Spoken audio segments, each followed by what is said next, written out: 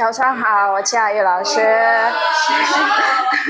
今天我要考试你们新职员，那怎么样呢？Today, good morning, leaders and all teachers. Today, I want to give you the presentation about new and staff going learning. Okay, next.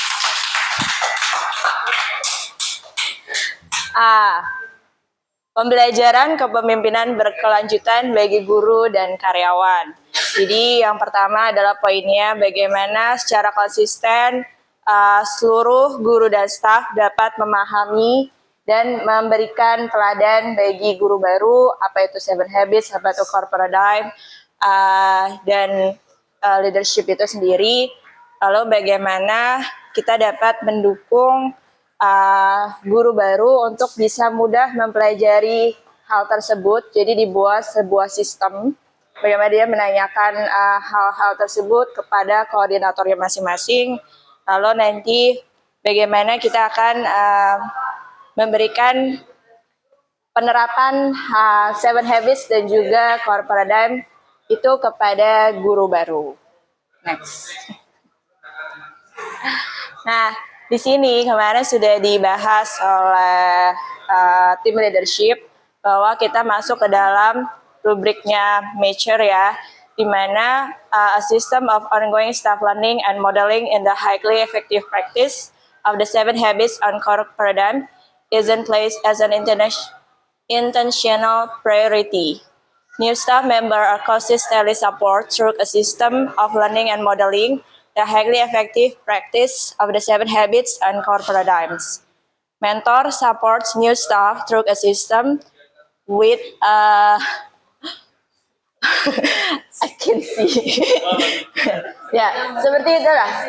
With a specific system like that. Okay, continue.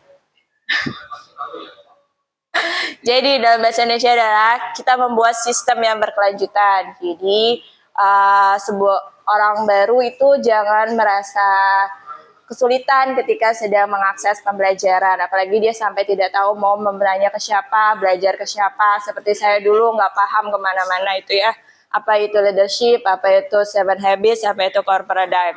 Lalu guru staff juga mendukung secara konsisten nih sistemnya, jangan cuma dibuat sistem aja, tapi juga dilaksanakan seperti hari ini adanya lead gukar, terus nanti juga ada tambahan yaitu ada presentasi Seven Habits and Core Paradigm.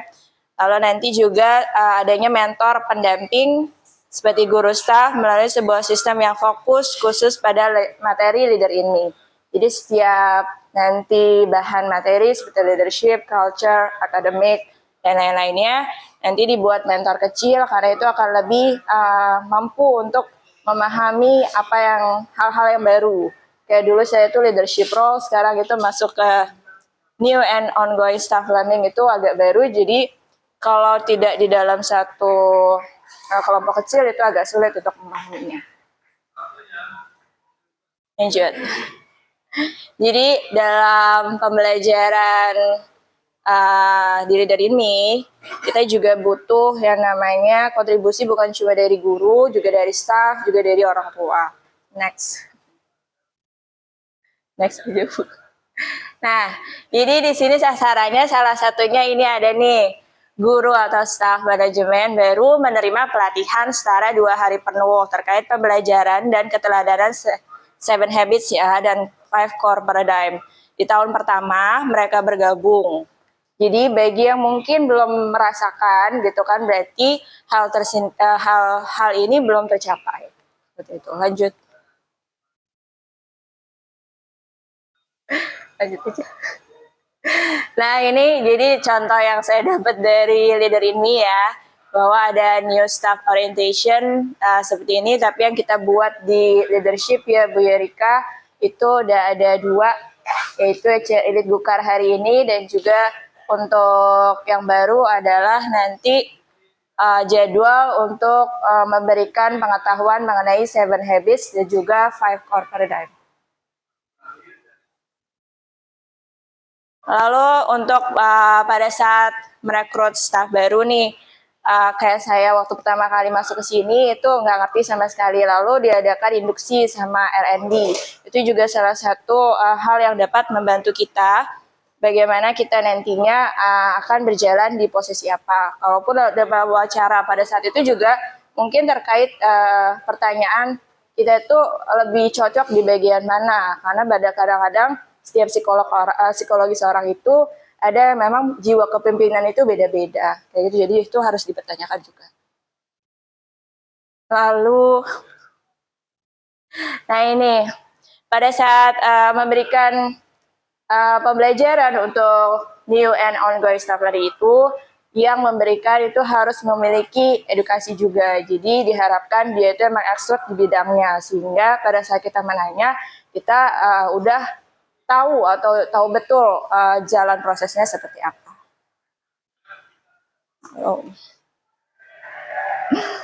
Nah ini sih contoh yang ada yang saya dapetin di leader ini, contohnya seperti ini. Jadi ada pemberian bukan cuma mungkin dari saya, dari kepala sekolah, dari wakil kepala sekolah, dari juga guru-guru yang lain terkait dengan pemberian ilmu materi, bukan hanya di Lekukar, mungkin di acara-acara lain itu juga menjadi ilmu bagi karyawan baru. Lalu juga diharapkan juga ada training khusus terkait dengan 7 Habits dan juga leader ini, karena hal ini tuh hal yang baru ya buat saya juga. Jadi nggak bisa dipelajarin hanya sekilas aja, atau cuma 5 menit gitu, itu kurang cukup. Jadi mungkin ada training khusus terkait dengan hal tersebut. Lalu pembelajarannya diharapkan itu ada mentor yang menemani, terus minimal salah satu sesi coachingnya di dalam diskusi kecil, terus juga nanti diberikan materi-materi khusus dan atau karyawan baru itu dapat mensimulasikan hal-hal ilmu-ilmu yang didapat. Ini contohnya misalnya sharing plan, apa yang harus dilakukan setiap bulan, setiap minggu, atau sampai 1 tahun ke depan. Nah, contohnya nanti pada saat guru dan staf baru bukan cuma wali kelas, tentunya cuma mungkin kebanyakan nanti jadi wali kelas, dan disitu nanti mereka mempelajari kan bagaimana caranya pembelajaran di kelas dengan metode pembelajaran yang dikaitkan dengan 7 Habits atau Core Paradigm. Jadi di situ karyawan baru dibantu, jangan cuma langsung berjalan tanpa ada bantuan sama sekali.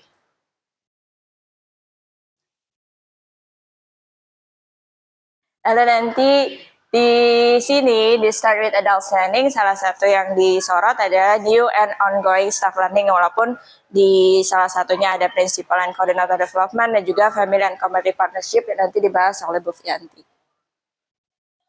Nah, tips for creating ongoing staff learning nanti penerapannya ada lighthouse team, action team yang sudah dibentuk, kaldik tahunan nantinya, lalu integrasikan dengan 7 Habits. Pembelajaran di balik flipped learning juga harus menggunakan 7 Habits dan lain-lain. Terus nanti ada umpan balik seperti itu. Lalu di sini ada pembelajaran menetapkan struktur dan sistem pembelajaran kepemimpinan berkelanjutan. Nah ini udah sering dilakukan ya di setiap minggunya oleh Pak Gusti. Jadi itu juga sangat membantu jalannya leadership. Lalu 4 area fokus untuk pembelajaran guru dan staf yang berkelanjutan itu adalah pemantapan 7 Habits, menerapkan paradigma leader ini, menetapkan struktur dan sistem pembelajaran kepemimpinan berkelanjutan, identifikasi sumber daya pembelajaran. Contoh bagaimana nanti dibuat penjadwalannya untuk saat ini sudah ada dan sudah share di homepage. Lalu hubungannya pembelajaran ini dengan yang kita pelajari, mengapa pembelajaran staf berkelanjutan itu penting. Dikarenakan kalau hanya dilakukan 1 atau 2 kali saja dan tidak dilakukan secara rutin, terkadang nanti staf baru itu antara staf baru yang baru datang dengan nanti staf baru datang lagi itu akan berbeda. Jadi dibuat sistem supaya setiap staf baru yang datang itu mendapatkan porsi yang sama. Lalu ya. Jadi di sini manfaat ongoing staff learning itu nanti setiap guru baru itu mampu dan memahami sedikit pemahaman tentang Seven Habits, tentang leader ini, dan juga pemahaman tentang core paradigm. Nanti dia mampu untuk memasukkan hal-hal tersebut di kesehariannya maupun di modul ajarnya. Kalau pemantauan Seven Habits ini penting sekali dikarenakan jikalau guru yang baru saja tidak paham bagaimana dia mengajarkan ke siswa. Lalu pembelajaran berkelanjutan ini itu nanti ada dimensi-dimensi tersendiri ya. Jadi ada sistem-sistem tersendiri yang nanti juga dijalankan oleh tim leadership, yaitu dengan memberikan banyak ilmu tentang Seven Habits, Core Paradigm, lalu nanti coaching secara mentor atau secara khusus, yaitu dengan induksi yang diberikan oleh tim leadership dan juga R&D. 谢谢你们，一起玩了，再见。